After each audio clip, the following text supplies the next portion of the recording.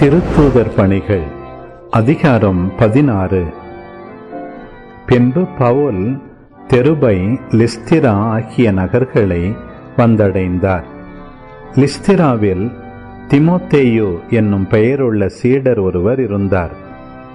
அவருடைய தாய் ஆண்டவரிடம் நம்பிக்கை கொண்ட ஒரு யூத பெண், தந்தையோ கிரேக்கர்.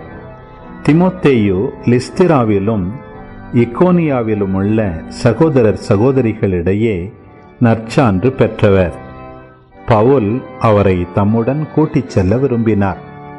அவ்விடங்களில் உள்ள யூதரின் பொருட்டு அவருக்கு விருத்த சேதனம் செய்வித்தார். ஏனெனில் அனைவரும் அவருடைய தந்தை கிரேக்கர் என்று அறிந்திருந்தனர். அவர்கள் நகர் நகராகச் சென்றபோது எருசலேமில் உள்ள மூப்பரும் திருத்தூதரும் செய்த தீர்மானங்களை அவர்களிடம் கொடுத்து கடைபிடிக்குமாறு கூறினார். இவ்வாறு திருச்சபைகள் நம்பிக்கையில் உறுதி பெற்று நாளுக்கு நாள் எண்ணிக்கையில் பெருகி வந்தன.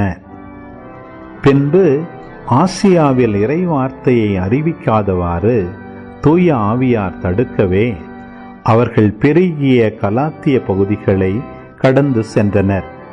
அவர்கள் மீசியா அருகே வந்து பித்தனியாவுக்கு செல்ல முயன்றபோது இயேசுவின் ஆவியார் அவர்களை அங்கு போகவிடவில்லை. எனவே அவர்கள் மீசியா வழியாக சென்று துரோவா நகரை அடைந்தனர்.